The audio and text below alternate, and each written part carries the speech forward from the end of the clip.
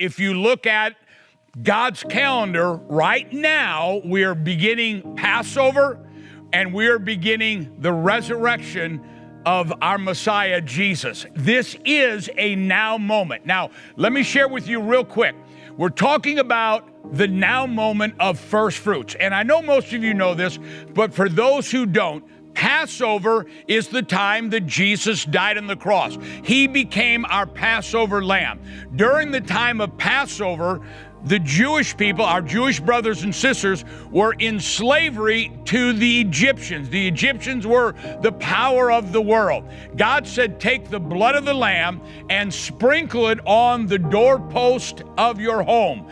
Jesus became as Gentiles, our Passover lamb. And then as God was delivering them from the power of the world, not only was he setting them free, Passover resurrection, when Jesus shouted, "It is finished," is not only about setting us free from the wages of our sin, but it is setting us free from the limitation. That's what Egypt means. The word Egypt means limitation. He's setting us free from the limits of this world, and we are beginning the last part of our journey in an end-time transfer of wealth, when the wealthy Egyptians were put in the hands of the Jewish people. Now, let me say this before I start reading scriptures.